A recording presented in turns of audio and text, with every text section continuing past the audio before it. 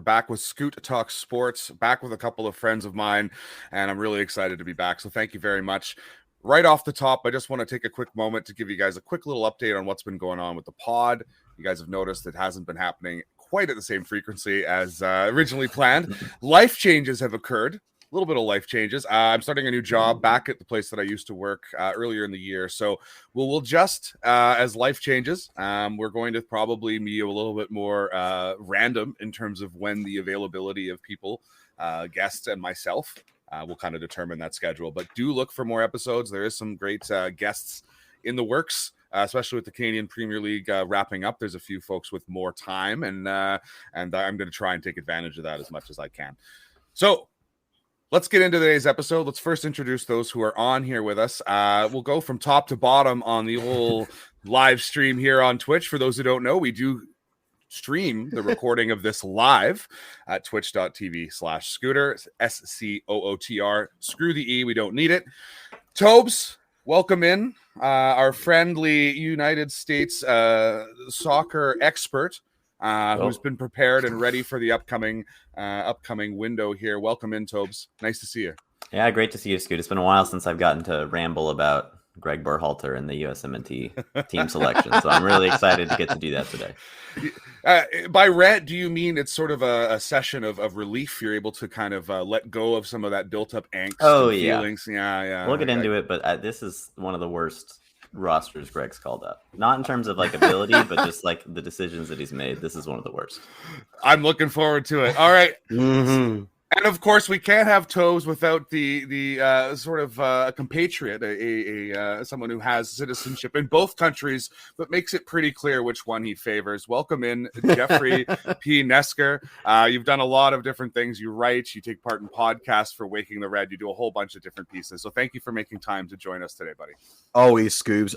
But you buried the lead. This is number 9. So are we going to do that Beatles intro, or am I going to be stuck doing it? You might have to be stuck doing it. 9. All right. Well, there I did it. Also, thank you so much for abiding my desire to not go big head Jeff. I hate big head Jeff. Staring at my own big huge head for an hour is madness inducing. So I appreciate it. I'm taking the hit for both of you guys here. Thank you. One big Scoot. It's really unfortunate if you're here watching it, but you're going to have to deal with it. All right. So Thanks again, guys, for taking the time. I don't think we've spent a lot of time organizing this episode. At least I haven't. So I think today what we're going to do is we're going to talk through the squads. We'll talk through selection. We'll talk through some of those pieces there. And then we'll get into the schedule, which is going to be a couple of big games for both teams. So absolutely. I think I'd like to start off with the American selection, just because Tobes. So would I. Some things ready to go, and then we'll move into the Canadian selection. So if you guys haven't, you can go and check out the teams that are, or the players that have been picked online. We're basically just referring right off the United States Twitter here. But I want to get your first kind of thoughts, Tobes. When you saw this release, when you saw the squads come out, what were your first thoughts? What were the first couple sentences that rambled into your head? The first thought I had was like, "Am I blind? I don't see John Brooks. Where's John Brooks? Like, I just don't get it. I can't see it." And it turns out, no, I'm not blind. John Brooks was completely left off the roster, which is mind blowing. They say that he had. He came out and made this pretty mature statement. I haven't been in the best form for country. I had one bad game against Honduras that we won 4-1. So I totally understand being left off. But I did just play a really good game in the Champions League midweek. So that was kind of his statement.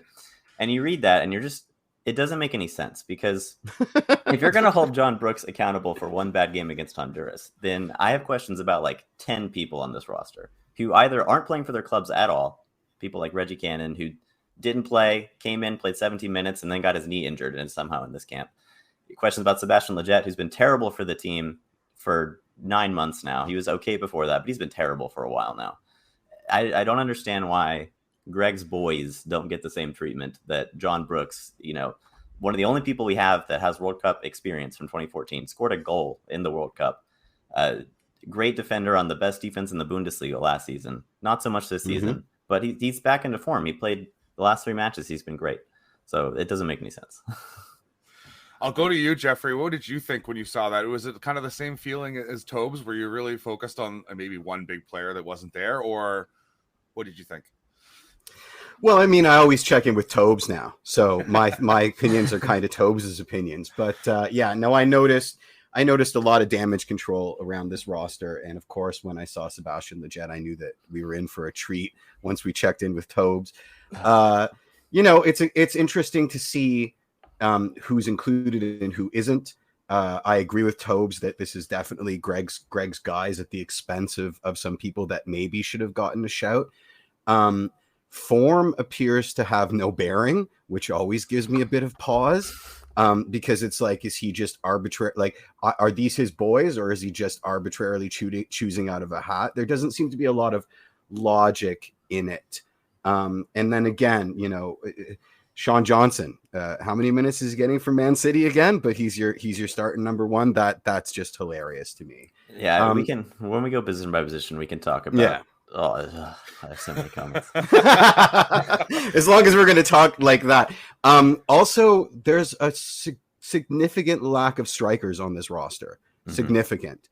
And obviously that you don't have a lot of strikers in the pool that are in form. The TFC so bring none of them. The TFC fan in me is like, why aren't you giving Josie a shout again? I mean, the man is scoring goals at a pretty ridiculous clip after 2 years of not scoring anything.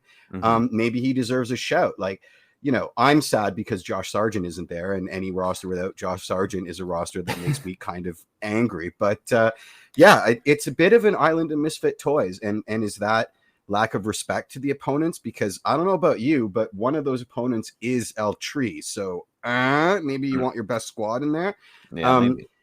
Yeah, it seems galaxy brain in the worst possible way. Like, we're going to play 4-dimensional chess with ourselves, and the only person that we're going to hurt at the end is ourselves. So, I mean, yeah.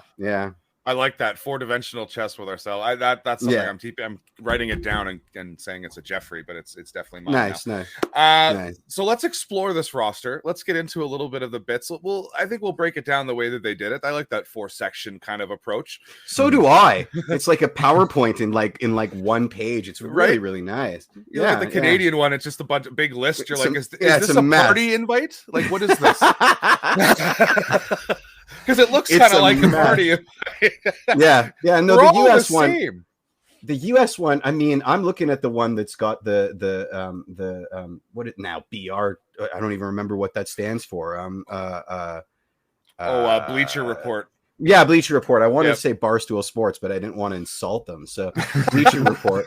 And look at all the information that we're getting here. We're getting, where they play for, what position they play. This is some quality stuff. The Pulisic picture, I mean, was par for the course, but we'll just forget about that. Always throw him on the top. Always. Doesn't matter that he's injured, gonna play maybe 15 minutes off the bench. He's the front. Yeah, exactly. First one you talk about. Yeah. So let's crack open the first section, Tobes. Let's look at the goalkeepers right away. Okay. This is always interesting because of the selections that are made based on who's playing in their leagues versus who's not. I'm going to let you just let me know what you think of this one, because I think you have some thoughts. So the goalkeepers, we got Zach Steffen, Matt Turner, and Sean Johnson. And it's, I feel like for most countries, it is hard to be angry at the goalkeeper selections. But even here, so our three most talented keepers, of course, are Matt Turner, Zach Steffen, and Ethan Horvath. I get not bringing Ethan Horvath. He's on the bench in Nottingham Forest. I don't have a problem with him not being here. But starting off with bringing Sean Johnson as your third goalkeeper doesn't make sense to me. He's like the fifth best American keeper in MLS. Where's Tim Melia? I would have picked Gabe Slonina. I would have picked a ton of other keepers before Sean Johnson. But that's the third goalkeeper spot. They're not going to play, so I guess I can't be too angry about that. So then you go to the Zach Steffen, Matt Turner debate about who's going to start. Matt Turner playing fantastic for the Revs in MLS, every week starter, one of the best keepers in MLS for the last couple of years now. Has kept loads of clean sheets for us. Seemingly randomly got dropped before the Costa Rica game, so we brought Zach Steffen in, who conceded a goal in the first minute. We ended up winning that game 2-1. And now Greg in his press conference yesterday comes forward and says Zach Steffen will start. against Mexico, which I don't want to come off as saying I don't think Zach Steffen's good, because Zach Steffen is good. He's talented. He's aggressive with his distribution, which is something that Matt Turner doesn't have. But how can you drop a goalkeeper who's kept loads of clean sheets, is still in good form, is starting every week, for a guy whose only action since the last camp was to start in a cup match, in which he lost the penalty shootout. Yep. And yeah, it's hard to understand when you're looking at players, especially because for me, like, and again, I'm not a professional. I'm not a manager. I'm not an expert in any of these things. There's my disclaimer. But if I'm selecting a squad for a 2-week window, I'm always going to look at how well they're playing currently, how much time they've had, if they're in good fitness, good form. That's to me basic selection strategy. And sometimes when I see the United States picks, I just feel like Berhalter, and you've said this many times before, Tobes, you've said it the same thing, Jeffrey, but it's like he's like, hey, these are my guys, these are my friends, these are the guys from my neighborhood, I know them well. I don't care that he hasn't played in 5 to 10 weeks or whatever it happens to be. It seems like bias is affecting his ability to select the best squad to give you guys the best chance. And Jeffrey, we shouldn't forget that Zach Steffen was the Columbus Crew keeper when Greg Berhalter was exactly. And that's it. That's literally it. He wants a keeper who can distribute, so he goes to his good old friend Zach Steffen, who again is good, just not as good as Matt Turner. Yeah, right now. And, and he's out of practice, right? Like let's be honest. Half of L3 plays in MLS, right? Quite a significant amount are now, doing the designated player rounds in MLS. They've all lost to Matt Turner, right? Yeah. The Revs are on the back of a Supporters Shield points record. Zach Steffen has his spot on the bench sometimes at Man City. Like it's almost like Greg read 4-4-2 and was like, oh, I like this guy. Like, forget about the fact that they have a relationship. He's like, oh, I like this guy. He plays for Man City. We should get him. And it boggles the mind. Like, you roll with the hot hands, guys. I mean, it's not rocket science. And Mr. Guyliner, like, is the guy that should be your starting goalkeeper. It's that simple. I mean, if Zach Steffen needs minutes, ask Pep for them, not Greg. Like, or don't get eliminated from the cup competition where you get don't get exactly. I mean, like, it's insane to me. It really, really is. Like that is. I mean, I like it obviously because I'd rather you have Mr. Ride the Pine than Guyliner of the points record in net for you. But it boggles the mind. It really is. Like that's a horrific oversight on my watch. And I think you kind of nailed a little bit of a point there too. Is if I'm a Canadian fan and I'm playing against the Americans, if I see Matt Turner in net, I'm like, oh wow, okay, Turner's in net. Like, this is serious. Like he's Every time I've seen him play at the international level, at the MLS level, the man comes to play. He's scary. Absolutely, he's a great keeper. And if you throw in Zach Steffen, a guy that I'm not familiar with, who's been in, as familiar with, I should say, who I don't get to see play very often, I'm not going to be as intimidated. Just off the top of it. And again, off the top of it. Unless I'm looking at this graphic and I'm saying, oh, well, Manchester City's 1,000 times better than New England Revolution, but he's the gaffer, man. That should not be where it starts and ends, right? Like, leave that, it's bad. So look, any more thoughts on the keepers before maybe we move into the defenders here, Tobes? I feel like we've been very harsh on Zach Steffen, and the thing that I'm always told he brings is that he organizes the defense better than Matt Turner and that he is a leader in the locker room. Like, those are things that everyone always says about Zach Steffen, things that we don't see as much in their performance on the field, that probably play hand in the selection. That doesn't make it make sense, though. Like, Zach Steffen can be good and Matt Turner is better. Yeah.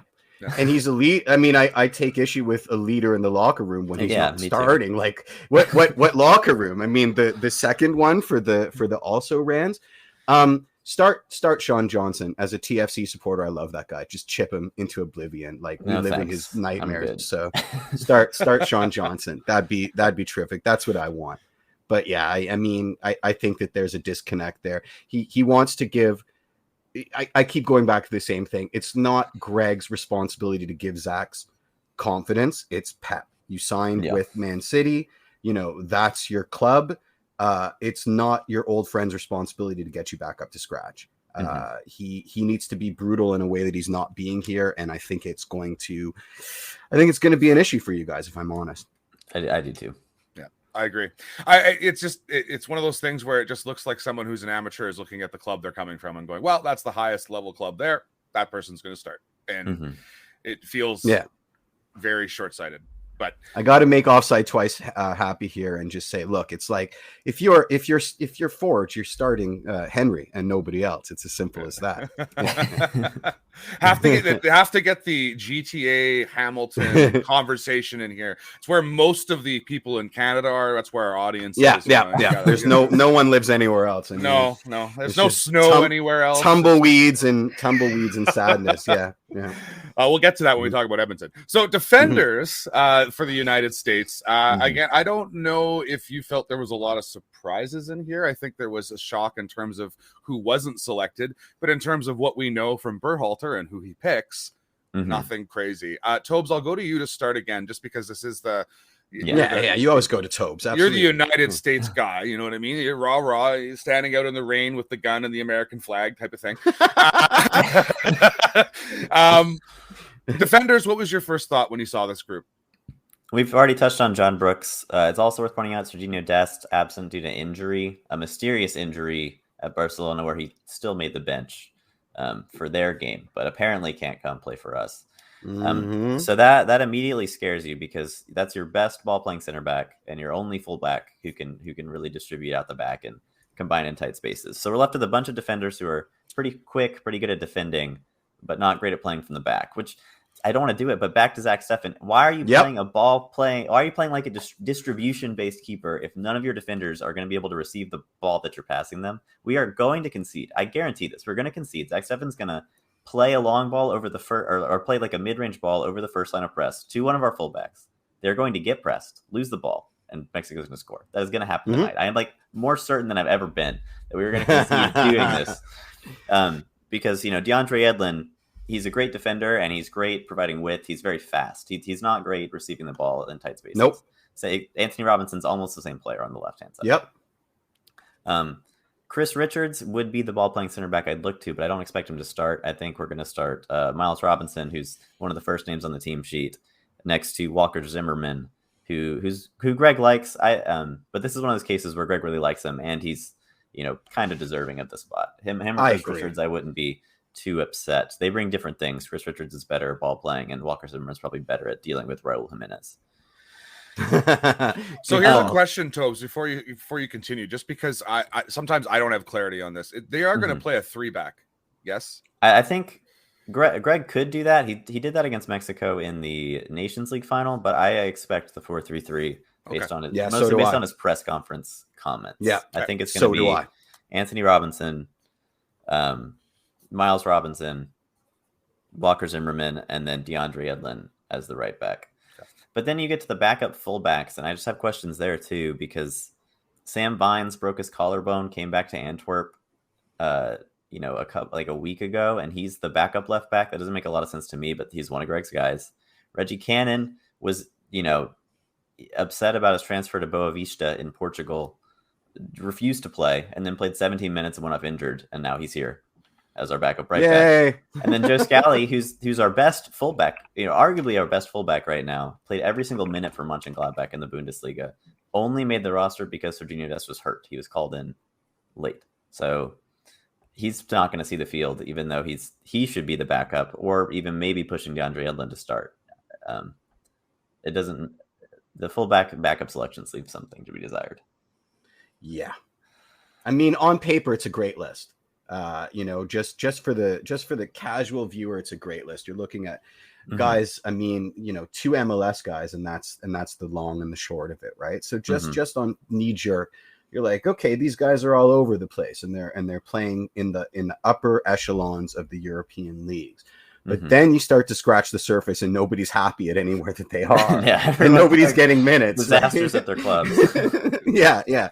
So the Bleacher Report did well to not put that on the infographic, but like there should be sad faces next to every one of these people, except Joe Scally, who won't play. Yeah, except Joe Scally, who won't play. The Dest is interesting because I think it bears credence to remind everybody listening that your club team can't refuse a FIFA call up. However, they can make you injured, and then if you're rehabbing, you're not going. And that to all the world feels like what's happening with Test right now. Now, Barcelona is a club in crisis. They owe more money in debts than most countries at this point, right? Like they're carrying a debt in the billions of euros. Nobody's place at Barca is safe. If there's a guy on PSG that can tell you a lot about that. So, for Dest to speak up in any way, shape, and form ain't happening because he wants to stay there. So when they say jump, he says how high. And this is an issue that I think we're going to be dealing with a whole lot more on our side of the fence with players like Fonzie and Jonathan David. It's interesting that Dest is a concern here because you're not playing minnows, you're playing Mexico and Jamaica. Do you know what I mean? And the fact that Barcelona couldn't care less is an issue, right? I don't know if he's injured. I would guess he probably isn't, but they're keeping him because they don't want him to get injured. And that's at the expense of your progress in a World Cup qualification cycle, which raises about every alarm bell that there is to raise, right? Yeah, it's somebody that even from a casual fan basis, if you're not an American supporter, you're still wanting to see the best players come out and play for the World Cup qualifiers. Even if Berhalter doesn't like them, that's put that aside. You want to see your best players play. And Dest is a player that I would look forward to seeing on the pitch as a not only as a if I was an American supporter, but just as a fan of the North American teams, the CONCACAF region.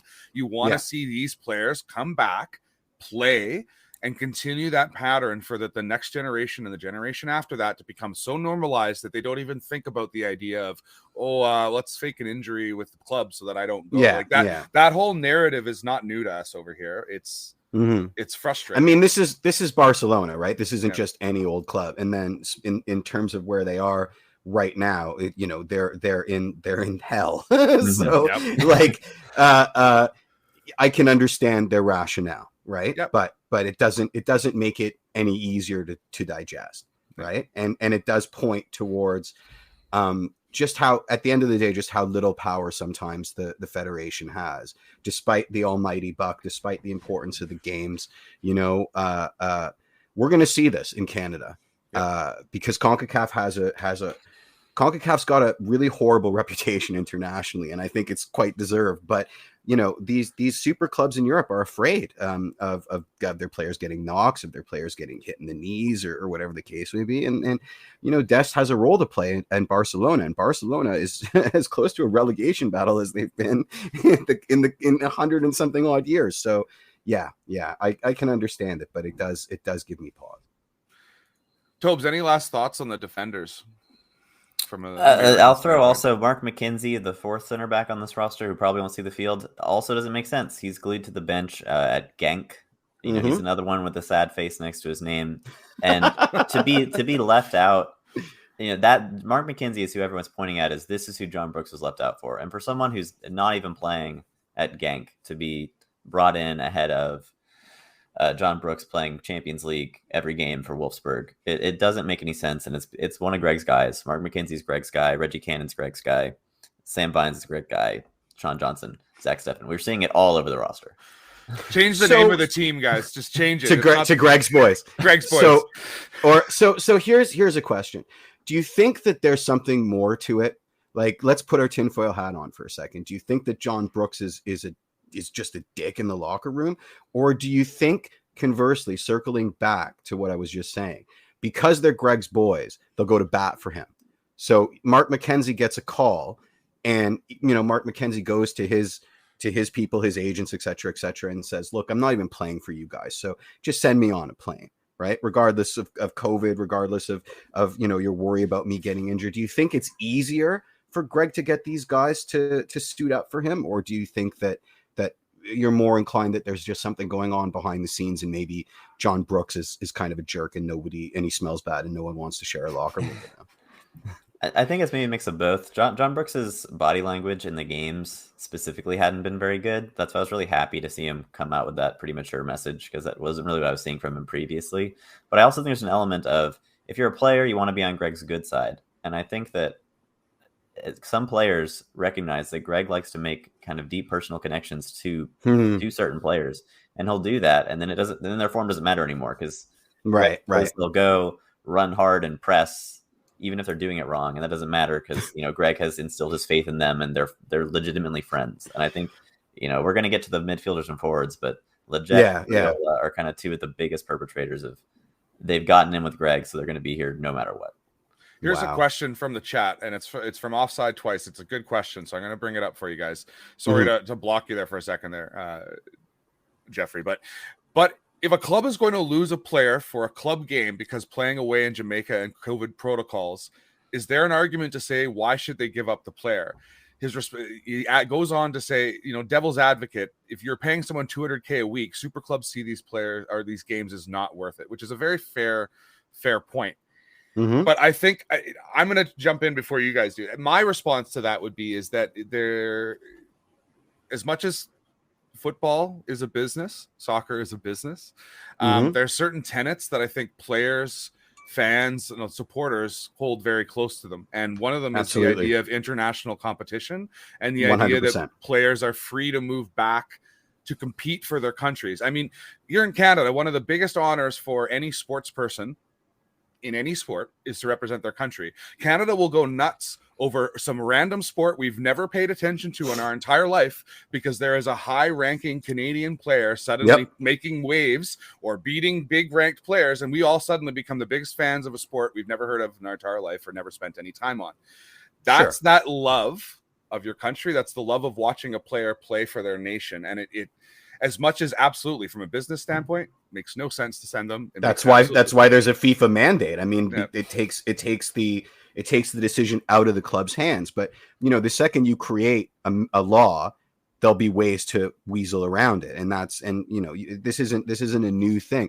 Also, European clubs lump Canada and the States together under the same sort of scale of arrogance, right? Like, well, they're because they're like, what, you want to be part of our game? Don't you have gridiron, where you're apparently the best in the universe at, even though you only play it on this one continent? Or baseball, where you're playing a World Series, even though none of us get a chance to play in it, and then you're world champions. Like, you can't have football. So there's this sort of spite that comes out of it. And then when you multiply that with the fact that big scary CONCACAF, where you're going to play in a mud pit and maybe lose your ankles, you can see what's happening here. So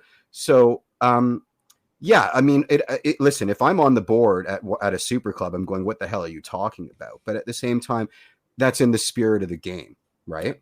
So I think you answered your own question. The clubs that wanted the clubs that wanted a super league have already said screw football, right? So they're already, getting they're already getting themselves all worked up over this now, because it's just another rule that they don't agree with, because now we're putting football under the microscope, and it's like, well, what's applicable and what isn't, and should we have a World Cup every 2 seconds or not, or et cetera, and everything's malleable, and the super clubs have never liked this rule. And then when you add that they're going across to another continent to play on horrible surfaces in a confederation that means nothing, it's like multiplying zeros. So yeah. I mean, Offside Twice's points are entirely valid, and that's why there's checks and balances. There's also just the legality gets a little.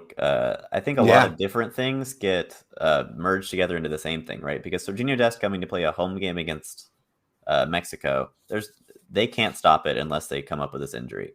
But then there's different countries, such as like the COVID thing in Jamaica. It's not the Premier League that's stopping these players. It is like the England's government is stopping the players, and then the league and the clubs are like filing for approval if you go to one of the red listed countries, and which countries are red listed is changing all the time. So it's pretty complicated, but not every case is the same, and you see it all the time with the Brazilian based players. Some clubs win their appeals and get to play, and some don't, and it's all very muddy. At least CONCACAF players aren't being arrested on the pitch as the game starts. Trying to get deported. So, you know, Never say never. Never say never. I'm knocking on wood right now. Arrested on the pitch or running around in the opposing team's dressing room handing out wads of cash. I prefer the latter, if we're being honest. All right, let's get to it. We've gone past the defenders. I think we've talked a little bit about the selection, but that was a good foray off the road. We're going to head back onto the path. We're going to head into the midfielders now. Again, we're going to talk about Berhalter's boys. It's a theme, I think. Tobes, share how you feel about this midfield group. This is a little similar to the defenders in that the starters I'm pretty happy with. You have Tyler Adams, Weston McKennie, and Yunus Musa. No problems there. If that midfield starts, I will be very satisfied, and it looks like they're going to. So I'm nice. Happy with that. But then you get to the backups, and it's Greg's boys again. Yeah. Christian Roldan, we'll start off with him because he's not a midfielder. I don't know why he's listed here. Whenever he plays for us, it's always as a winger. So I'm throwing him off this, throwing him onto the forward list. So we're looking at Sebastian Lletget, Greg Boy, Kellen Acosta, Greg Boy, but probably deserves to be here because we don't really have a backup to Tyler Adams better than him. I wish we did, but and then Gianluca Busio, who I actually like Gianluca Busio. I think he's a great pick here. But if you are Georgi Mihailovic or you are Luca De La Torre, you are sitting there going, what on earth do I have to do?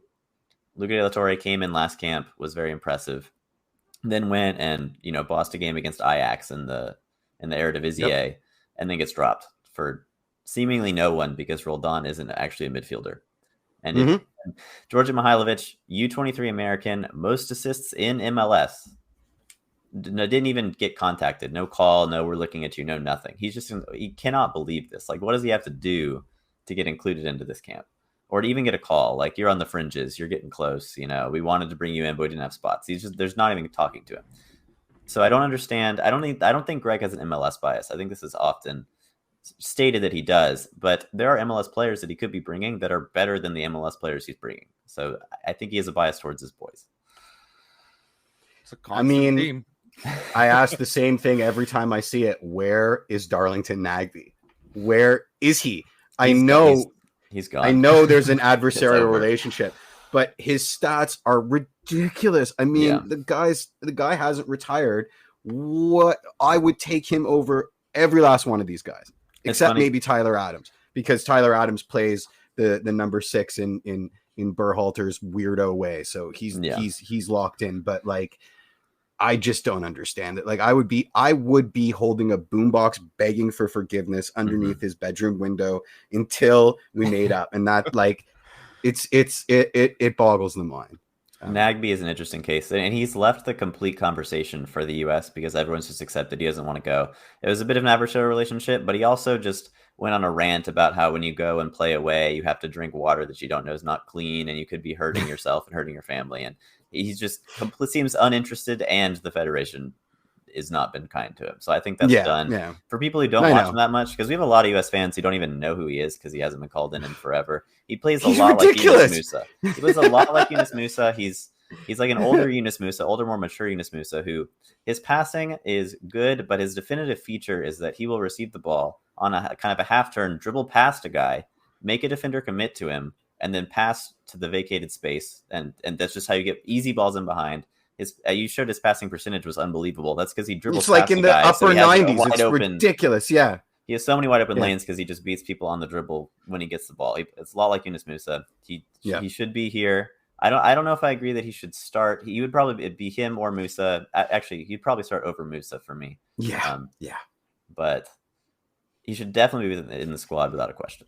So a comment in the chat kind of alludes to a comment that you made there about how some of the players may not buy in to the way Berhalter's playing. So Stick Piano mentions here, I feel a lot of the players based in the larger European leagues don't respect Berhalter's system. Do you think that that's something as well where players have basically told him or expressed in a way that he can understand that they're like, this system doesn't make sense to me. I don't like it. Like, I don't like the way that I have to play in it. Is that something, Tobes, or is that more of a perception? I think that's something that happens in international football everywhere. Kevin De Bruyne came out and was really upset with how the Belgium coach is handling things. Yep. And you don't know if that's a lot of the times the coaches try to implement simpler systems because you only get a few training sessions. So I think maybe there's some frustration with that. There's also been frustration, people saying that Greg picks too complicated systems that people don't learn fast enough. Unless you're Tyler Adams. He comes out and plays some weird... we saw it in the first half against Honduras. He played a 5-2-2-1, but then the two central midfielders were like clearing wide. So basically, it was just like a giant circle, and we gave the entire middle of the field there. And then at halftime, we subbed out 3 people and completely changed the formation because it was it was the duck duck goose formation. It was absolutely wild. Like, so look, some aspect of that, I'll say this: if you haven't yet, there's a series on Amazon Prime, Fever Pitch. That's a 4-episode distillation of the first 5 seasons of the Prem League, and what was it? Sir Alex Ferguson, his first 5-6 years at Man United were atrocious. Like, he was on the verge of getting sacked, career over. Everybody hates it when it's not working, but you're a genius when it does, right? So it's easy for these armchair quarterback keyboard warriors to be like, oh, his system's terrible. It's like, I used to get pissed, as a filmmaker going out with people to movies where they're like, I really hated the cinematography, and I'd have to hold my tongue because they weren't talking about the cinematography. They were talking about the production design or something else, and they're just pulling words out of the ether. And I think that happens in soccer all the time. Like, oh, his formation's wonky. I don't actually know if you know what a formation means. And now that's not me gatekeeping, although it sounds that way, but it's just me allowing for the fact that, it's easy. Talk is cheap, right? And so that comes out. And if it was working, he'd be hailed as a genius. And there's a lot of aspects of Berhalter's system. I mean, his stubbornness, you got to respect it, because that's the stubbornness that Sir Alex had, right? In the face of years of not having any success whatsoever. So, the problem is that there reaches a line of demarcation where the people above Greg can no longer ignore the pitchfork mob, right? And the goal is always to transcend that, or stay ahead of that inertia. And his stubbornness may end up being his Achilles heel, because unless this thing starts paying dividends very, very quickly, it's going to get that much louder, the voices that are sort of grasping for straws to sort of deride the man. So looking at the last group for the United States, we look at the forwards. We've added one from the midfield in there for you, Tobes. Yeah. Were you happy with some of these picks? Like, again, you mentioned it right off the top. Like, there's not a lot of natural strikers in here. It's really a lot of, they're forwards, sure, they're wingers, they're different pieces that play up top, play an aggressive attacking type play. But I don't see a out and out striker that's really going to be able to go in there and be the guy in these big games. Tobes, what is your first thought? It's actually, again, very similar with the starting 3. If it was what I would pick, which would be Brendan Aronson, Ricardo Pepi, and Tim Weah. Keep in mind, Pulisic is currently injured. He'll probably be a super sub against Mexico. He's practiced, less than a week. So that's why he's not listed as a starter. If that was the starting 3, I'd be very happy. I think Pepi, everyone's hoping he really can be that number 9 for us. He had a great window last time, had a great window before that. He only has 4 caps, but 18-year-old superstar from FC Dallas. Going to be going to Europe very soon. Rumors of Wolfsburg, rumors of lots of different clubs. But he is it. It is just him. If he gets injured or he's an 18-year-old out of form, there's no backup plan here. Because you look at the backups and you get Paul Arriola, Greg's guy. He just works super hard, but when the ball's at it, I feel bad making fun of Paul Arriola because he runs so hard. He's an incredible defender, but just when we were trying to build and you pass the ball to him, you gave away possession. It dies. It's that simple. It dies. Jesus Herrera, who is an interesting player, he's had a good season for FC Dallas. Greg said he was a striker. He's not. He's played as a number 10 behind Pepi the entire season. So I don't know what the deal with that is. Who am I listening? Christian Roldan and Christian Pulisic. Roldan, he's an interesting one. He's always been great in MLS, but he hasn't done anything for us. So maybe he'll change that. I don't think he'll see the field. And then Pulisic, I'm worried about Pulisic because, like I said, I think we're going to get pressed and get scored on early by Mexico. And Pulisic is going to come on as an injured super stub with 20 minutes left, and we're going to be down. or tied. And the broader US fan base only knows this guy's name, and they think he's going to come in and be an absolute superhero, save the game. And if he doesn't, which is completely within the realm of possibilities for us to lose the game, he could come on, be ineffective. He could come on and just get like injured again, fouled, tackled. That's what they're going to be doing to him. Absolutely. He is going to get roasted in the media again for something that's not really his fault. And I'm worried. I don't have a good feeling about this Mexico game. I'm worried about Christian. I should say he's incredibly talented, probably the most talented player we have. His style doesn't really suit CONCACAF that well. But we have seen him have great performances for us. Not so much this cycle, but in the previous cycle, he was kind of our only shining light. So I hope he proves me wrong. He has the talent to do it, but I just think it's going to be hard when you're injured. You only get 20 minutes. Your team might not even have the ball for those 20 minutes, and they're going to be trying to kill you. Any thoughts on the forwards there, Jeffrey, for the United States? Everything that Tobe said. I mean, the lack of a true number 9 is crazy. Where's Daryl DK would have been my pick. I think he's in form. He has 8 goals in his last 10 for Orlando City. He dropped off. Yeah, I would have brought Josh Sargent just because I love having him on your squad just for shenanigans. But listen, or Josie. I mean, let's not. I'm not joking. I mean, the Jesus Ferreira and the Pepe shout is a really interesting one because how are you going to put them on the field in a way where they're not directly contradicting how they play for their club side? That just seems so insanely stupid.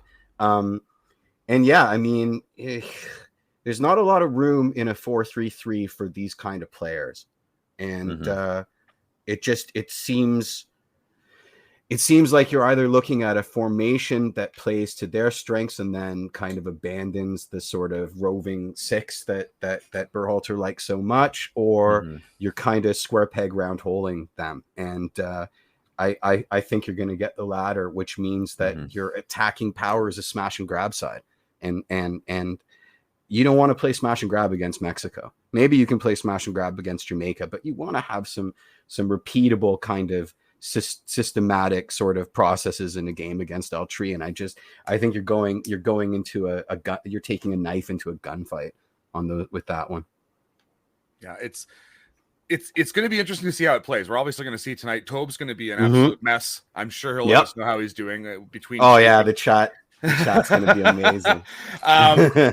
Before we move on to Canada, I do want to talk about the 2 games for the States, and there is one question in the chat that I want to bring up.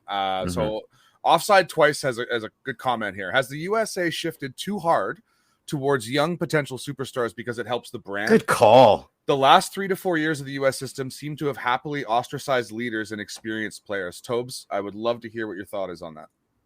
I think you have to go player by player on who got ostracized. I think a lot of the people who got cut out didn't have the talent and are just actively worse players than the players we are calling up now. But I do agree that there are some distinct players that I'm not sure we needed to get rid of when we did. And there are some like Leggett who are sticking around that don't need to. Fair.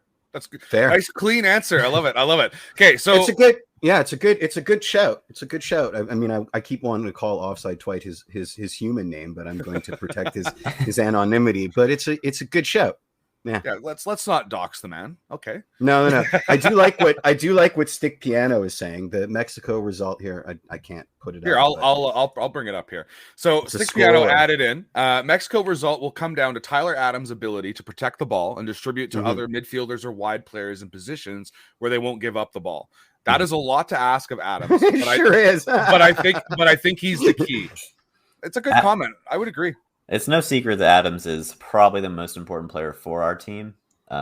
He was immense for us, even in the Canada game. I don't know if we saw how many times Alphonso Davies skipped past the fullback only for Adams to recover in time to destroy him, and stop the ball from coming into the box. And then I felt bad for Tyler because he did that maybe 10 times against Alphonso Davies, and then the one time he didn't get over, it was a goal.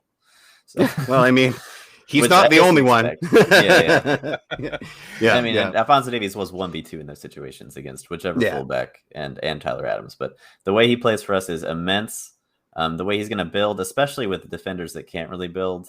Exactly. I'm really hoping we just kind of launch it because our midfield is really athletic. If we get them into duels, Tyler Adams, Weston McKinney, and Yunus Musa into those duels. I think we can win them against Absolutely. Mexico's, if they play Hector Herrera and Guardado, who are both 30 plus, that's what I want to see. Just trying to win those duels in the midfield and then spring attacks from there. So that brings us right into the... Oh, go ahead, Jeffrey. Well, it's funny because Mexico almost seems like the U.S. men's national team that is holding on to their assets a bit too long, right? Holding on to the Bradleys and the Josies and the DeAndres and et cetera, a bit past their sell-by date.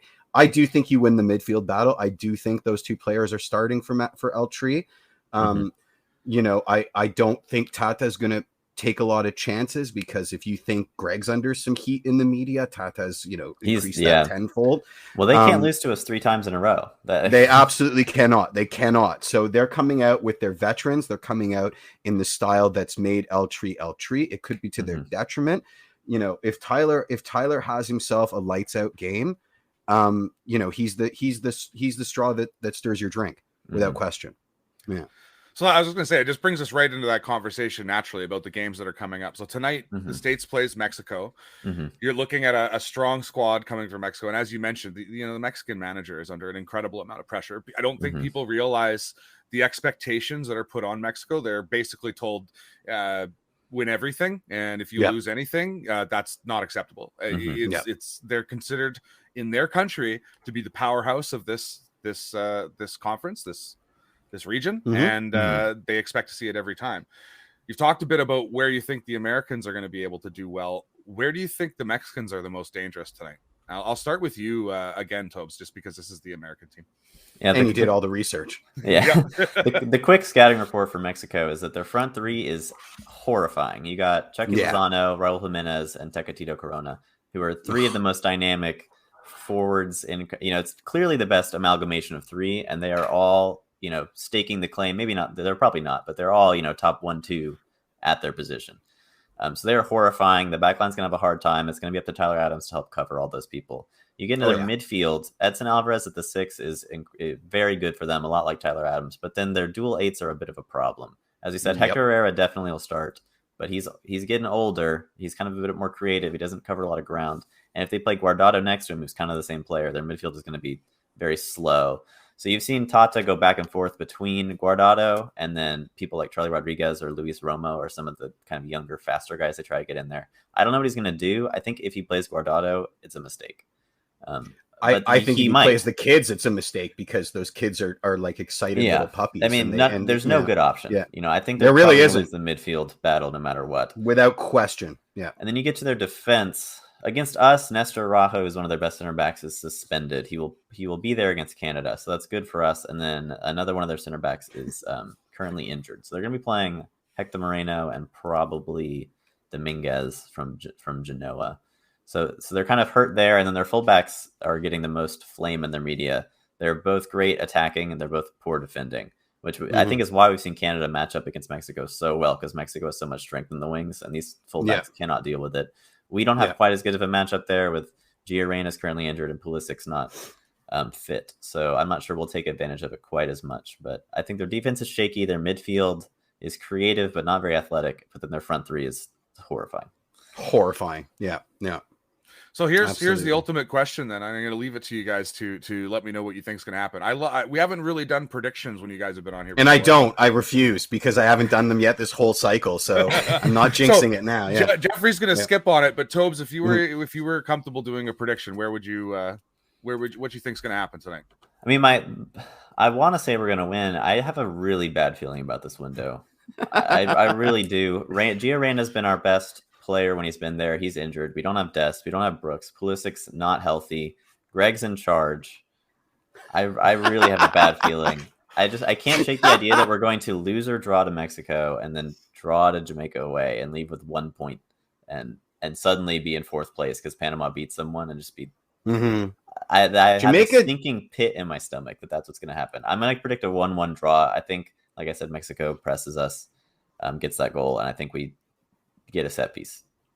That's a good shout. Jamaica is a scary proposition because they're a lot tougher to play against than most people think, based on especially the beginning of this cycle. I mean, they found some kind of shape. They're still a god awful mess, but they're not going to make it easy for you. And they're going to go studs out, and they're going to look to hurt you. You know, they're like a trapped animal at this point, and that's scary. That's a scary proposition. You know, we overlooked that game with Jamaica away to Jamaica, and it ended up biting us in the ass. And I have a feeling that they're going to play spoiler to a lot of teams. So yeah. And that's when you go away to Jamaica, it's a very different experience. It's a completely different, and you see it when we go there. It's like, oh, you know, it's Jamaica, right? And Canada came out, and we didn't look good. We looked like the pitch is an abomination. Yeah, like, it really is. Like it's an abomination. And then, you know, they don't water it, so it's like a really slow pitch, and it's super hot, and all the dark art shenanigans. You know, it's a trapped animal, right? They, you know, if you're going to lose a fight, you bite, right? You start biting. It's better than losing the fight. So yeah. Do you have any? What are your main concerns when you look at Jamaica in terms of the way that they match up against the States, Tobes? Do you have any specific concerns, or is it really just enduring what you expect to be a tough CONCACAF away match? Jamaica's impossible to predict. They have rumors about which players are coming that change every cycle. So I suppose this time Michail Antonio's gonna be there. You know, I've heard that every single time, but apparently this time he's finally gonna be there. I've heard Leon Bailey might be there. I don't think Ethan Pinnock's gonna be there, but you never know who you're gonna play against. But what's interesting about Jamaica is since they never get to practice with each other, it's almost like as the cycle goes on, they've had one more. The games are their practice, so they've had they've had more training sessions now. I think they're ramping up, and I think it's going to be probably their best chance or their best performance is going to come against us, and they're going to keep getting better, and we're going to have to be at our best to win that game. I 100% agree. So Tobes, prediction for the Jamaica match. I'm going to throw you to the wolves. I might try to do that after the Mexico game. If I do it now, I'm going to predict a 0-0 disgusting game that no one's having fun. But I think once I see how we play against Mexico, I'll have a lot better idea of if we're going to be able to control the ball and you know, do something against Jamaica, or if 100%. It is just going to be people punching each other in the midfield and the ball's sitting off the sideline, no one paying attention. So stay tuned to TobesLeroney on the old Twitter and see how he handles the next few days, guys. You may be able to see it. That prediction might change. Count deleted, you know, weird. Anyway. All right, that was great, guys. I know we spent, you know, a good hour going over kind of the American team and the matchups there. That was really in depth. I know we kind of went off the road a couple of times, but I appreciate that. I love when I say I'm only going to do this for an hour, and then we get to Canada. Spend the whole hour on the U.S. At the end. You know who's at fault though? It's me. So if you need to send the wolves, this is where you send them. I'll give you the phone number. You just call me and yell or whatever. Nice. Expect a call from my wife. She's probably gonna call you. But no, let's do this. Let's do Canada. God. All right, Canada puts out their roster and in a format that we can't stand. But let's go through it in a similar way. We'll go through the or the goalkeepers, defenders, midfield, and forwards. So I don't think there's any big surprises here on the goalkeeping side, Jeffrey. It's the guys that we expected to be selected. Do you have any concerns? No, I mean Milan Boran, Canada superfan, cheerleader extraordinaire, is back. You know, I mean my only concern is, does he get the start? Probably. Does he deserve it over Maxime Crépeau, who's been lights out? Probably not. That's a wonderful problem to have. I don't think James Pantemis is going to see a minute on the pitch for this cycle. But number one and number two are fairly interchangeable. I mean, if I had to, I would still go with Milan. He deserves it. You know, he's our guy. But if he's shaky for this first round, then I think he comes out for Maxime for the Mexico tie. I mean, the advantage is we get Costa Rica first. They're no slouch, but they're not El Tri. So we do have the opportunity for a course correction. If it had been the other way around, I think I'd have a totally different view going in. No surprises in the goalkeeper. And the best thing about the goalkeeper position for Canada is that after these three, there's no drop in quality, to number 7. We've got 7 starting goalkeepers that are all ready to take the mantle. it's fantastic. I mean, Dane St. Clair didn't get called up, and he's worthy of being on this list. So it's an embarrassment of riches. And our number one and our number two are untouchable at this point. I mean, either or. It really is take your pick. So there's not much to say there. Tobes, any comments on the Canadian picks for their keepers? Any shocks? Probably not. Not really. It was kind of interesting to see. I didn't know they had anyone behind Borjan.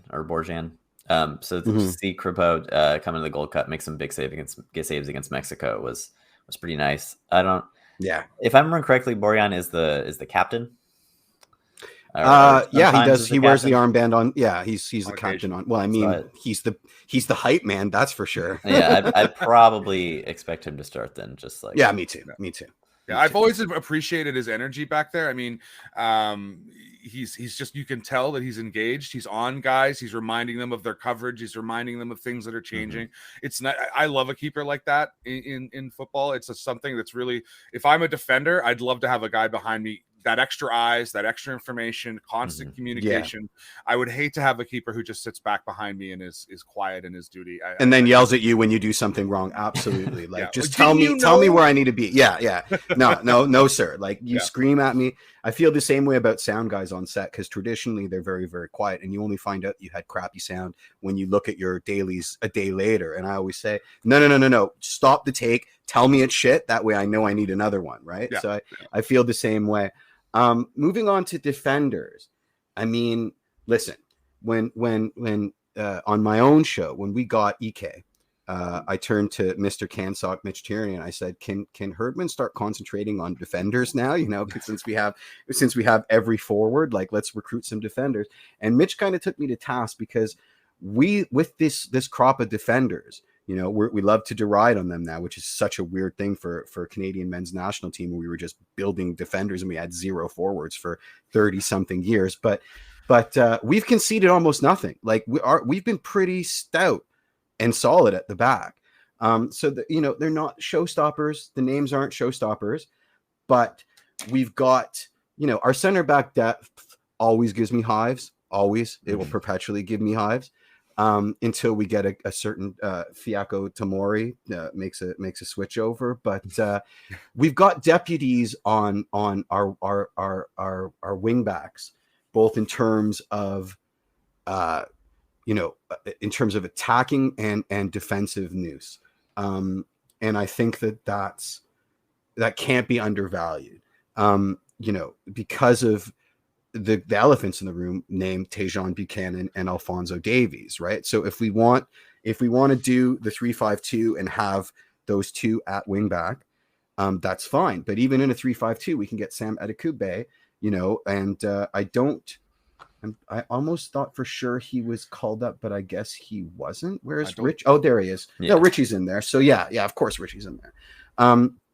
So in terms of adaptability at the back, in terms of being able to play the 4-2-1-1 that we've been sort of using at certain places, even a bog standard 4-4-2 proper football styles, and the 3-5-2 that's my favorite formation that seems to be causing chaos, we have the personnel to be an attack minded side and a defensive minded side in terms of our player availability. So I'm very, very happy with that back line.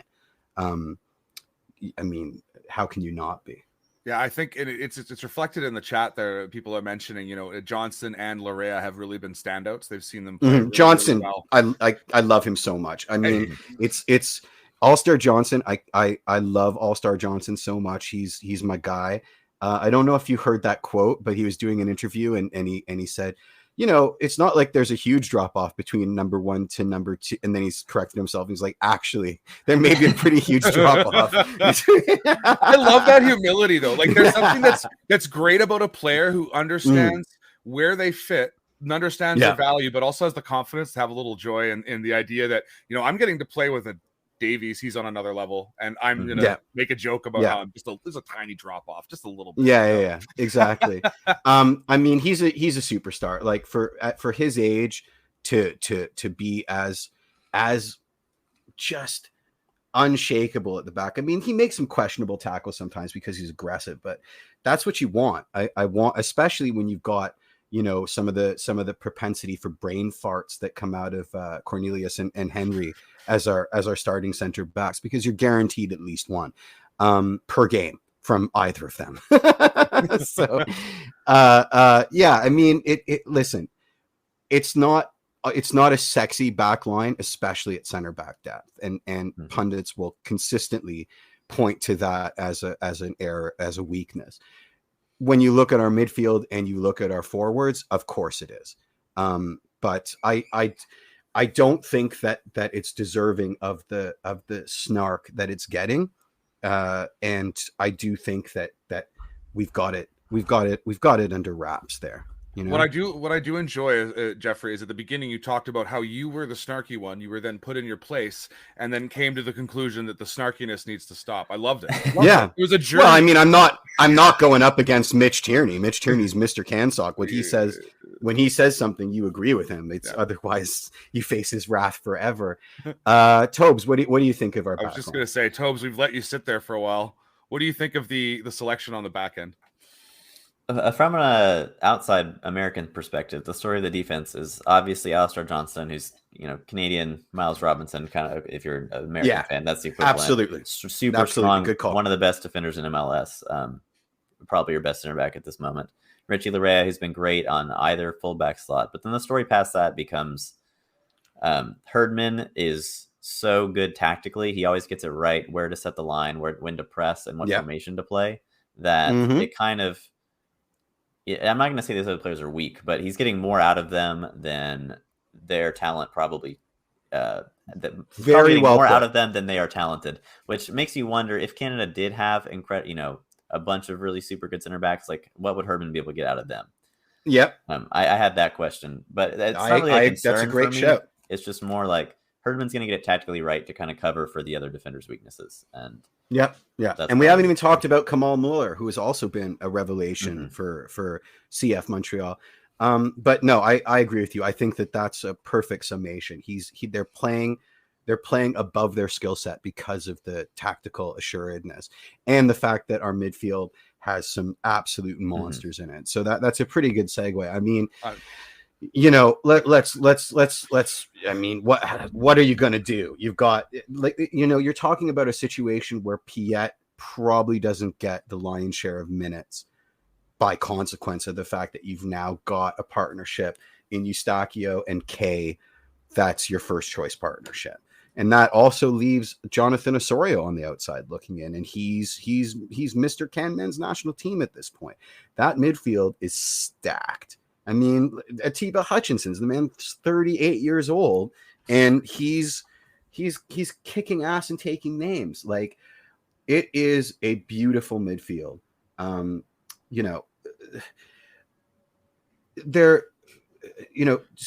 Piet unfortunately is seeing his minutes reduced, which is what I said maybe a minute ago. Oso seeing his minutes reduced, that inflames the passions of my Canadian heart, but we're not putting them above Eustachio, Hutchinson, Kay at this juncture. It's a great problem to have, and to your point, that tactical adaptability, right? Like, you've got the pieces to play in a bunch of different ways, and I think that's pretty terrific. And what I was going to say before we jump to you, Tobes, and see what you think as well about the midfield, but what I think is really nice, as much as Piet is not getting those minutes, he's a great player to bring on late when you're ahead or you're needing that solid kind of midfield presence to come in and go, absolutely, we're going to finish this. We're going to boss the midfield. And he comes in and he really seems comfortable with that role. Coming in off the bench, loads of energy, and I don't know if he's bought into the role. He probably doesn't like not starting, but my goodness, what a guy to pull off, right? Like, I love that. You come in and he's just like, all right, we've got this really creative, powerful midfield, and now we're going to add more power, a little bit more defending to it, and feel really, really solid. It's just a nice feeling. Tobes, when you look at that midfield, are you feeling the same way? Is it a scary midfield as an American fan? I wouldn't necessarily say it's scary. It's certainly very good. I'm not going to say it's not good. To me, Eustachio is better than all the rest of these midfielders that you have. I don't know if you agree with that, but to me, he's the clear standout. He is a deep-lying 6 who can also, and he can play the 8 too, but he, we have Tyler Adams and there's Edson Alvarez from Mexico. None of those guys can pass quite like Eustachio. Eustachio's vision, creativity is a bit above.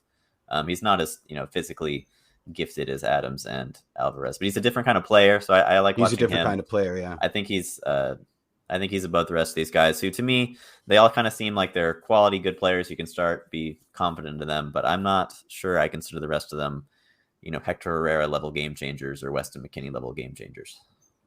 That's fair. I agree with that. I think that's fair.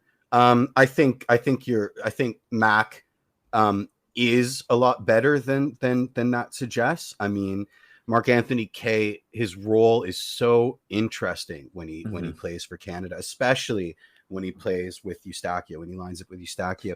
He's got a freedom, but he's also got a responsibility, and he's not afraid to go right up the gut, which it's again, I'm going to mention TFC, but they seem to be allergic to driving up the middle this season. And when you're there live, it's the most frustrating thing in the world. So I love seeing when the men's national team plays, they're not averse to that, especially considering the strength we have on the wings, that you've got a dangerous player making late runs, kind of mopping it up Scholesy styles. That's where he gets his goals for the men's national team. I agree with you. These aren't, unless you're a hardcore soccer nut, especially here in Canada, these names aren't going to strike fear in the hearts of the opponents, and I think that's low key an advantage, to be completely honest with you. Let's mark Eustachio, and Mark Anthony Kaye is going to destroy you, or let's leave Atiba Hutchinson alone because he's 38 years old, and here comes Oso with a whopper from outside the box. So I feel like I disrespected Osorio a bit because I mean he's used to it. I underestimated him, and then he came into the Gold Cup and bossed that midfield against us. It was, I mean, look at Mexico. They underestimate him, and he puts one past them at the Azteca for all sense and purpose. And it's always fun for me to see how Herdman gets Osorio and Eustachio into the same lineup without conceding the midfield battle. Because I feel like if you get those two kind of creative players in, normally Mexico might do the same thing, and then they're going to lose the midfield battle. But Herdman finds a way to not do it. So every time. Also, so he's it's the same for that club that I won't mention for fear of Offside Twice destroying me later. But he's got the same issue at TFC, at the club that I won't mention, where he's a Swiss Army knife. We all know what his best position is, but because he's so flexible, you can put him into other places. You're going to get 75% Oso, but sometimes that's enough, And he's also willing to do that for club and country, which I think is a skill strength. Let's get to their forwards because they're devastating. Let's do it. It's devastating. This is the favorite part for us. Like this is the part where I get to sit back and the forwards for us all. I mean, this is tough choices. This is devastating. this is devastating. Absolutely devastating. You can make the argument, does Cava deserve to be here based on the form that he's in for club and country? But we've got Ike Ugbo to deputize for him, So and I think he's if you look at what Ike Ugbo's been doing, he's a proper 9. Is he taking all of Cava's minutes right now? I always want to see Cava on this squad because CONCACAF brings out the best in the guy. So sometimes you have to just put form aside and say, this is the guy you want on your roster when you're down by a goal in a CONCACAF tie. I'm excited to see what Ike can do. It's Ugbo. Thanks, Tedium. I think I said Ugbo. I've been struggling with it, honestly. Every time I'm like, I said it wrong, and then I get it right. Yeah, I think. Yeah. I mean, I'm gonna just do it until it catches, but it'll click eventually. Yeah. But I mean, this is scary. This is scary, and Tejan and Fonzie and Kyle and J Dave. So here's what are you gonna do, guys? Yeah.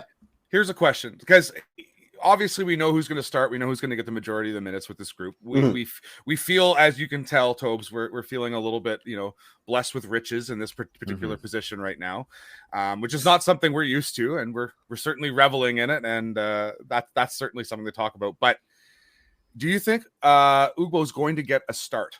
Is he going to get a start? Is he going to get some time? Are we going to see this guy at any time during this window, or is this an opportunity for him to acclimatize, get used to the team, get used to the tactics, know what a window in Canada during November is like, those sorts of things? Yeah, I'm going to be really interested to see what Herdman does. I think if it was a 3-game window, Ugbo probably gets minutes. Yeah. I think he'll get minutes probably regardless. I think he'll get minutes. But I don't know if he gets to start with 2 games, because I don't know if you want to start him in the first game, and the second game is against Mexico.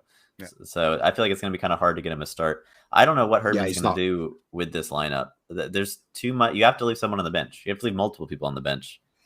And I actually don't know who. It also depends on the formation he's going to play. There's so many different factors. I don't know who he's going to do, but whoever's on the bench deserves to be starting and will be devastating when they come in. I mean, I think that it comes down to, who does anybody get a knock in the Costa Rica game? Does Bayern call Herdman's hotel room and say, you're not starting Fonzie for the Mexico game after the Costa Rica game, which is something that we'll never hear about, but could come into play. It is very much what you just said. Who gets to start for tonight versus Costa Rica? What is the result? And is everybody at 100% following that game? And I'm remiss to even make a prediction as to what happens until I see that lineup, right? Like, do we see Tejan and Fonzie start tonight, or do we see one or the other? And that doesn't even get into what, who's our front. I mean, I think Laren starts tonight. I don't think there's any argument to that. But does that mean that we've got 2 up front in the preferred situation where we've got Laren as the number 9 and J. Dave sort of as a second striker, which is where he likes to play in the pocket? Or do we save that for Mexico? And maybe, I mean, again, saving always gives me pause. I don't think you save anything. I think you go for broke and then you deal with what happens. So I need to see the lineup, but oh, is that a cat? Yeah, it's a cat. Nice. Cat sighting. For those who are listening on the podcast, if you want to see cats, be sure to tune in at twitch.tv/scooter. Put the timestamp in there so you know exactly where the cat showed up. But exactly. Yeah, there you go. Mike. I wanted to shout out Kyle Laren really quickly, because to me, he is the most disrespected player in the U.S. community at large. Everyone's so scared of Davies, as they should be. They're so scared of David because he plays at Lille. Tejan Buchanan's shown flashes. I have no idea why no one talks about Kyle Laren, who scored a ridiculous amount of goals over in Turkey, the same league that we claim is strong because Yedlin plays there. Well, because Orlando, because his performances in Orlando left a lot to be desired. The way he left Orlando left a lot to be desired. But he's just so good. He always scores. Oh, he's so good. I don't understand why we're not scared of him in the same way we're scared of David and Davies. Yeah. He's a solid player. He's a solid player, and I would say he's better than a solid player. I'd say that he's a B. He'd start B for us. plus. If he was level on player the in US, CONCACAF, he would start as our striker. I think he's an A player. I don't think he's in the 75th percentile. I think he's rounded into a range of an A grade. Yeah. It's scary. Our forward line is scary. It's the best problem in the world to have, but it also is going to manifest in some really interesting ways. The relationships that I have a question for you, Jeff. I wanted to jump in before we go too far down the player route, but I wanted to ask, because this is kind of a unique situation for Canada. You've tweeted about it. Tobes has seen us talk about it. Canada has decided to bring the teams up to Edmonton, right, for this particular set of games in November, which is something that the debate has been in the Canada soccer realm for a long time of, do we play in cold? Do we bring teams into our cold, or do we prefer to play in more milder settings, right? And I, for one, am really excited to see us play in cold weather. I'm really excited to see us bring Costa Rica and Mexico up to Edmonton in November. jam-packed with loads of fans. We're looking at 50,000 plus at Commonwealth. Is this going to have a big impact on how the game happens? I'm going to go to you first, Jeffrey, on this one, and then we'll go to Tobes. But is this environment and the fans going to have a big impact on the result, or is it just something that gets the fan, everyone gets to enjoy it? It's a little bit of a story, but at the end of the day, the game is played on the pitch. What do you think? Well, I mean, Flag Offside's comment about my man Junior Hoylett, who is an omission due to injury, but what he's saying is very important. If you read John Molinaro's oral history, where he goes back to the last time Canada made the Hex, and I think it was Craig Forrest who quote in, I'm going to misquote him, but he said something to the effect that they all looked like abominable snowmen out there in parkas and snow pants, and the weather absolutely had an effect in that cycle. And then if you look at Costa Rica, I think they're doing what Canada did once or twice, which is practicing at home and then coming here like a thief in the night and getting out because they're so afraid of the temperature. So absolutely, it's going to have an effect. Will it have an effect on our performance as well is the big question, right? Was it a worthy sacrifice? Listen, in terms of spreading the love, in terms of getting the game played in front of new people in different markets, I'm all for it. But if the goal has to be getting into the World Cup. It can't be a participation medal. And when it becomes an argument between all of that superfluous stuff versus what works best for the team and its performances, that's when I start throwing elbows, right? And of course, coming from where I am, everybody sees it as a Toronto bias. It isn't a Toronto bias. If there's a competitive advantage to playing on the best playing surface in the country, which was expensive, that's not in dispute.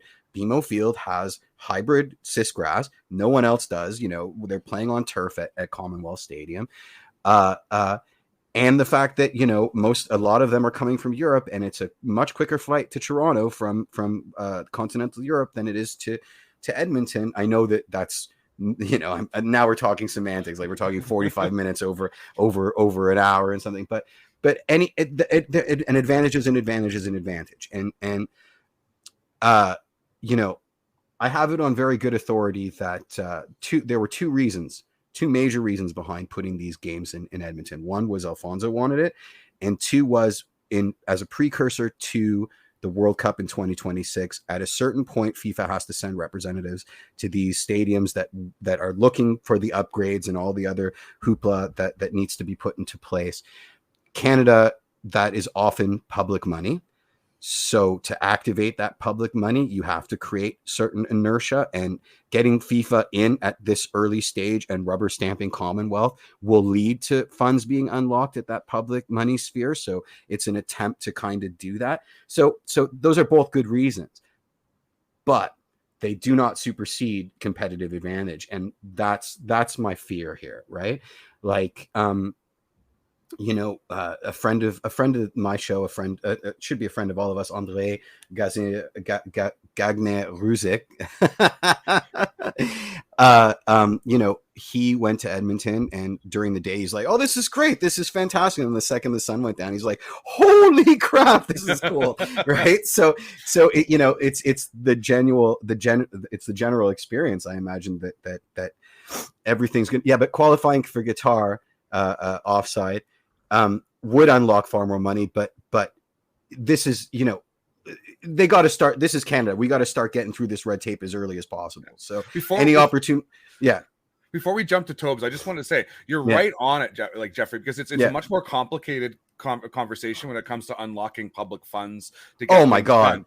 And when you talk about Toronto, I've never bought in. Now I'm from Winnipeg, so we all love the let's make fun of the big smoke, blah blah blah blah blah blah. But to me, it's always been a bit of banter. Like at the end of the day, the facilities are going to dictate where you play, and the fact that Toronto and at the end of the day, we're going to talk about public money because this is how it ends up being. The end of the day, Toronto is a bigger population. There's a bigger demand. There's a larger conversation around getting funds. And that's reflected in everything from street repair to public transit to sports facilities. And this is not a complaint. This is not a Winnipegger going, "Where's my stadium?" This is an honest reflection of just how it works here. And so Yep. as a Canadian, I've accepted that. And as much as I would absolutely die to see a game in the World Cup of 2026 in Winnipeg, I'm not holding my breath, because I understand we have a stadium that's already in debt. It's already got issues with public financing. No one is interested in even having the conversation around providing updates to a stadium that is $110 million in debt and already has repairs because it wasn't built properly. Like, I'm not going to go too into depth, but these are the kinds of things you have to get into when you talk about public money. Listen, I mean, it's a social democracy, and that it's in itself is an oxymoron, right? So we're consistently like sort of fighting against the twin pillars of capitalism and socialism, trying to figure out what the hell we're doing. And we're also a provincial based system, so there are differences. I mean, listen, the CPL just announced a team in Vancouver, and without going into too much detail, the general consensus was, well, why not Quebec? Because the CPL doesn't have a team in Quebec yet. And my instant reaction was, you know, if you want to talk about public money shenanigans, Quebec is your top is almost the dictionary definition. But nothing gets done in Quebec without some kind of government cheddar. And unfortunately, activating that government cheddar, there are so many steps and so many hoops you have to jump through. The expectation that it's going to happen as quick as it would in another province is impossible. It's not possible. The whole zeitgeist there is based around maximizing government cheddar, and therefore the avenue to access is that much harder. And sports is a money pit. I mean, there are so you could light it on fire, and that might be a better way to spend the money than to put it into a sports league. So, you know, there you go, right? Like getting these stadiums up to scratch. I mean, even BMO isn't going to escape a multi-million-dollar, tens of $million renovation to get up to scratch for the World Cup in 2026. It's a massive cost outlay. And, you know, at a month later, it's vapor. I mean, unless you've booked it for this and that soccer event up until the end of time, it's vapor, man. There are stadiums that were built for World Cups in the last 10 years that the nature is now taken back over again, because, you know, they spent all that money and then there's nothing there. So life finds a way. Like it's never as easy as it's suggested in the hot takes. So Tobes, going back to kind of the original thought, the weather. Sorry about that. People, no, it's fair, because I think that needs to be talked about, because people are often go, where are the facilities? Why is it always in Toronto? And it's not I don't view it as a Toronto centric bias. I view it as the way things have been funded and the way that they've been built. If I could interject for just 1 second, just to get a little bit mean, because at a certain point it becomes, you're upset that Hamilton didn't premiere at Chet's Farm instead of on Broadway. Do you know what I mean? Like, it sounds mean and terrible, but like there has to be some logic. There has to be some logic in there at a certain point, right? Like, you know, so it is what it is. But and that's the harsh truth that people outside of Toronto don't necessarily want to hear. And if you're talking about Quebec and their appetite for big stadium sports projects, there is one big Olympic stadium that never worked the way they wanted it, and they only paid it off in the last, I believe, 10 years. So the appetite in that province to spend money isn't there. So Tobes, going up into a cold weather environment, bringing a team up, if you were the American team, you know, are you concerned about that? Or are you sort of going, both teams have to play in this? It's nothing. What are your thoughts? No, so I don't know if Canadians were paying too much attention to this, but in the qualifying cycle for the 2014 World Cup, we had a very famous game against Costa Rica in the snow. Inches of snow on the ground. You had people trying to like shovel it mid-game at halftime whenever the ball's on the other side of the field. Your passes, you'd lift it in the air and it would land and just stick there. and Costa Rica had absolutely no idea what to do. And we beat them 2-0. I think Clint Dempsey had a goal that was so snowy you couldn't even tell like what was happening, and then the players started to run off the pitch and like, well, I hope we just scored, because they're celebrating or they're vacating their duties. I don't know what they're doing, and that was a huge advantage for us, because even though it's not necessarily like we don't live in the snowiest. Not all of the U.S. is incredibly snowy, but Costa Rica is not snowy at all, and we definitely have more experience of that. It's definitely an advantage. Concerning the other stuff, I'm not going to pretend to know much about Canadian intercity politics. So What do you mean, probably Tobes? You didn't research that? Come on. It can be, Tobes. It's very similar to interstate politics at the end of the day, right? Like certain states at any one moment have a better tax credit for this industry versus that industry. Blah blah blah blah. The conversation about the U.S. stadiums is also a bit interesting because there was a report that whenever we play Mexico, we always try to go to the Midwest where there's the least number of Latin American people who might root for Mexico, but then how does that conflict with your how does wanting to have a home game actually be a home game conflict with your desire to grow the game amongst other populations? Because if you do that, you're clearly isolating your Hispanic community to go root for El Tri instead of root for the US.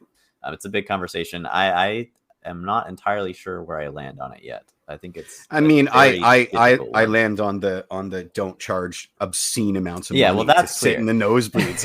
If the question is can the USSF do better, the answer is always yes. So in terms of specifically where to hold the game, I think there's still some room to explore there.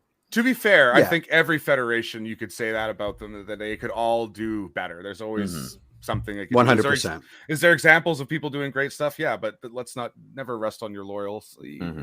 We see so much about, the idea of bringing in the traditional fan, the one that stands and cheers. You know what? There's lots of fans who are wanting maybe a quieter space to watch the game, right? And there's a lot of clubs and nations and stadiums that are being built in this way, and that's what I end up hoping for the dollars at the end of the day is that it's spent well enough. That more people can come, and it's not something that's always out of reach with these ridiculous US prices. That always shocks me, Tobes, because I expect it to be around the same price or cheaper than a Major League Baseball game, and even those are kind of expensive these days. But a $25 to $45 ticket, that's the sweet spot. It's not a $700 ticket. Yeah, exactly. And to be clear, that part is completely ridiculous. Like the prices they're charging for the seats in the stadium, there's no excuse. It's absolutely ridiculous to do that and then come beg on Twitter for funds for your U20 camp is just disgusting. Like how can you charge that much and then come ask us for more money? It's kind of ridiculous. Yeah. But then the conversation about specifically like where to hold the game, I think is the more interesting one because the prices is just it's obviously wrong. So Stick Piano's comment is really interesting because it's very cyclical, right? Like because the fan base isn't coming to the low leverage situations, right? Like they're not going to those. So that's pie in the sky, right? Like I would love to save the shenanigans for the games that don't matter, but no one's coming. Like no one's coming to the big games. What I said first. We got you. Okay, so going back just to the games that Canada is playing up in Edmonton, which I think is what do you think, Scoots? What do you I think? Do you think it's What do I think? I get to okay. Well, what I think it's actually really, really cool to see the games. It is going to be really, really cool. You hit the nail on the head. Wow. There, Okay. The good pun. Okay. So not only is it going to be very cool, it's going to be a really great experience that I'm hoping that a lot of people who have not had the chance to see football, soccer in person get the chance to go out there. When there's these outdoor hockey games that for those who are fans of the NHL, they do these regular outdoor games, and they've done them a number of times. And what I always remember is the majority of the fans that go to that game, there's your diehards, and then you have to fill out the stadium. And the rest of the stadium is usually casual fans who haven't seen it, maybe casually watch, and they always walk away going, what a cool experience. So at the end of the day, I want dubs. I want 6 points out of this window. But if we walk out of here with an incredibly positive momentum where more people are interested in the team, it's getting, it's more commonly seen on the top of tsn.ca, on the top of sportsnet.ca, at the top of these sports sites, which are invested in their own products that they've bought into, hockey and football and CFL and blah, blah, blah. But eventually something will get any sport when it gets to that point where everyone's interested in it, they're going to put that aside. Okay, we would love to show what we're showing, but people don't care. They want to hear about Davies. They want to hear about David. They want to hear about the next game. They want to hear about the next window. They want to know how they can watch Davies overseas. Like that's maybe I'm pie in the sky here, Jeffrey, but I'm hoping that at the end of the day, we have 6 points. And we have, that's best case scenario. Another 20,000 new fans who've seen it in person. and are now becoming diehards or sharing it, or their kid wants to play or whatever it is. That's my dream. So let me put you on the spot. Where's your line of demarcation, right? Like, is it worth anteing the new fan unicorn for performance in the first Octo that we've been in 2 decades?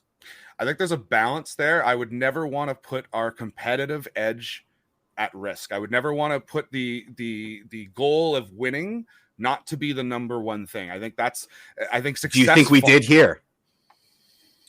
No, I don't think we did here. I think we're hewing very close to the line. Close to the line. I think the conversation is coming to when are we going to ensure that winning and the program success is always the number one thing. But so far, have I heard concerns about where we're heading? And you're certainly somebody who feels like we're getting to that edge. And I can agree that that's something that I think we need to be conscious of.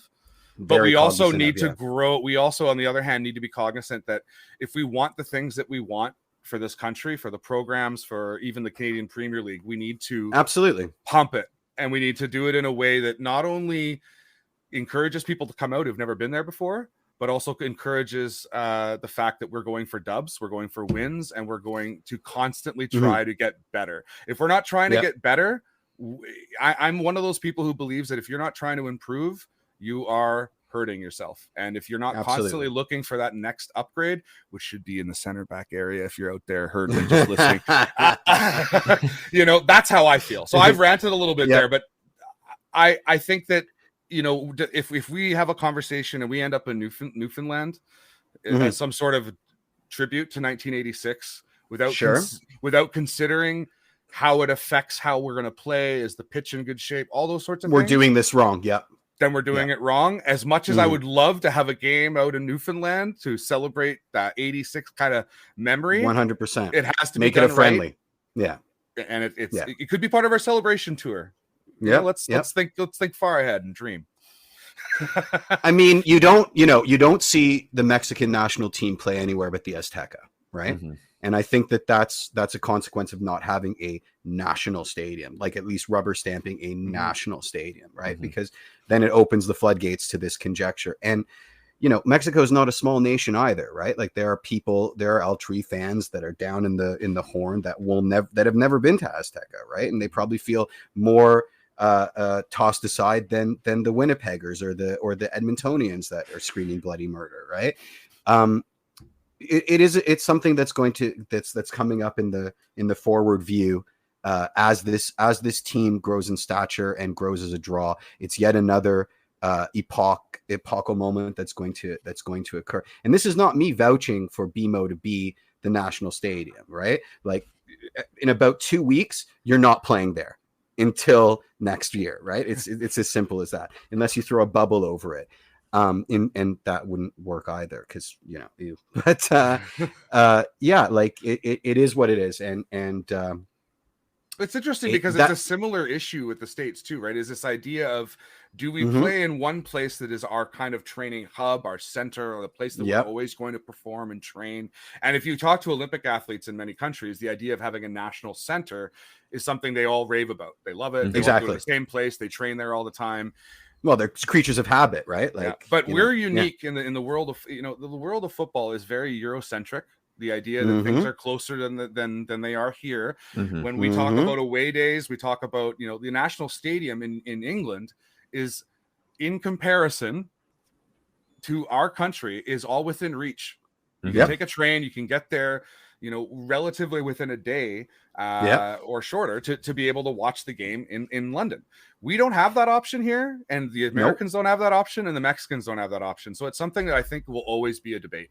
Well, if you talk to a guy that lives in Newcastle, Wembley's way too far and they're never going there. And I was hesitating on my words there because I didn't want to make the assumption, because I know a lot of folks up north who would be like, no, I'm just not going there. It's hard to explain to people that I live in the metropolitan East Coast, but I'm like 2 hours away from any MLS team. Yeah, exactly. It really is. I mean, that map that went around that was showing the distances of MLS sides, and they put it over Europe, and it's like to get from the Whitecaps to TFC was like the length of Europe. Yeah. I mean, I think the Whitecaps were somewhere in the Atlantic, and it was just like, yeah, that's what we have to deal with perpetually. And of course, Europe isn't going to care because this is their sport, and that Major League Baseball doesn't give a crap about Europe, and NFL doesn't give a crap about Europe. So turnabout is fair play. But that's my concern. I mean, this, just to circle back to what we were talking about before we went on a million tangents. That's what I'm most worried about this cycle. Did we make a mistake? Did we decide to multitask too much, and was that at the expense of what so far has been a fantasy land?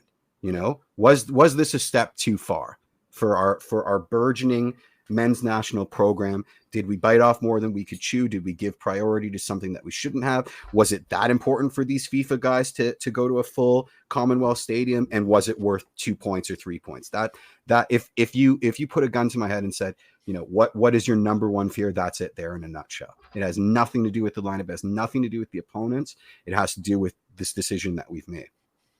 Yeah, and I think that's a fair fear. I don't think it's obviously we see on the Twitter sphere, and I'm sure Tobes, there's similar debates in the States too, where it's just there's two sides to an argument. Neither side is wrong. They both have concerns or priorities that they view differently, and I think it's a fair concern. And the only answer we're going to see is tonight.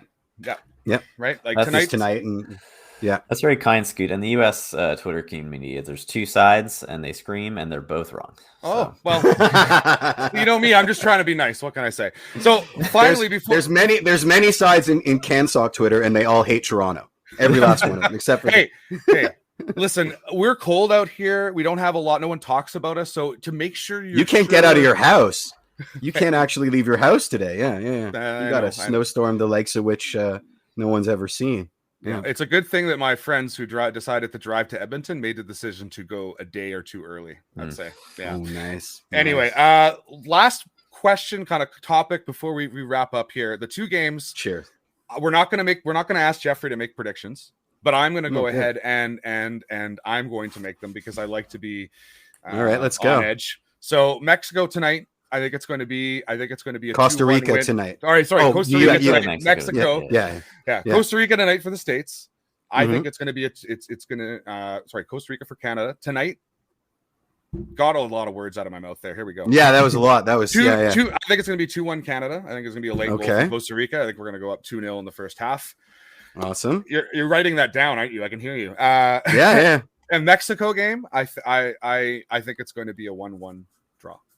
I would love to see. I'd love to see 3 points out of there, but the weather looks like it's going to be pretty cold next week. I see the ball slowing down. I see the game getting pretty. Depending on the weather, if it's -2 or -3, like it says, with a wind, that ball is going to be pretty hard. It's not going to be a lot of fun to move around.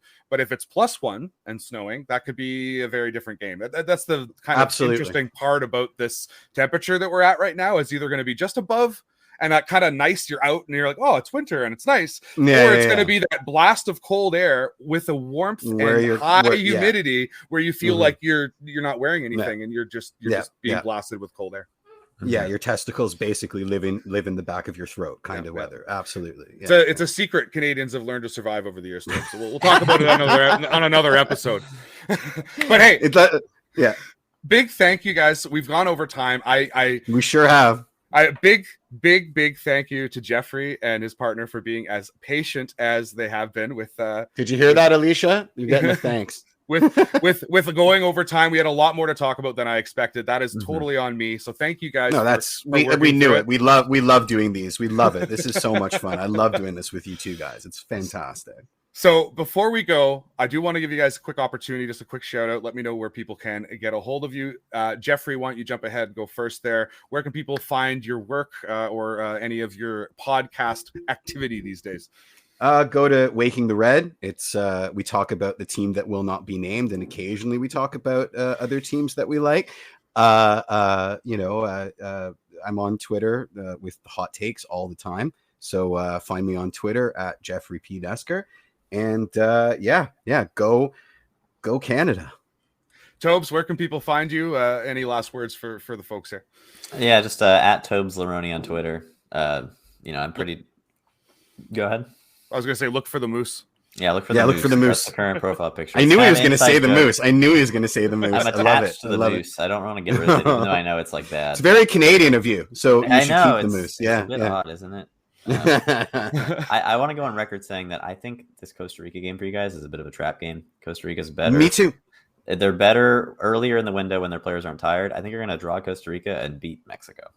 Wow. I think I'll take that. The I'd wingers take against it. Mexico, I think, are it's a bad matchup for Mexico, and I think Costa Rica is going to surprise you. So do I. Well, I just think maybe we'll have like a Mark Anthony K smash and grab goal. Mhm. So I should say That's that's a what I'm bold looking prediction. You could also win 4-0. I wouldn't be surprised. nice. Love it. Nice. Love it. Thank you guys so much for your time today. Really do appreciate it. We have some great games to get into, whether you're excited, nervous, whatever it is, the whole combination of the whole thing. We have some great football to watch over this window. It's going to be a lot of fun. Good luck to your team tonight, Tobes. We're not playing Thank against you. you, so I can say that. Yeah, go USA. And you know what? I think it would be really great if we could get back together for another window in the future. I love these Yes. Of conversations. course. It's a lot of Let's fun. do Of it. course. I love it. I love it. We get to share our Twitter chat with the rest of the population. you know? Exactly. So thanks again, guys. Have yourself a great day. And has been Scoot Talk Sports, episode 9.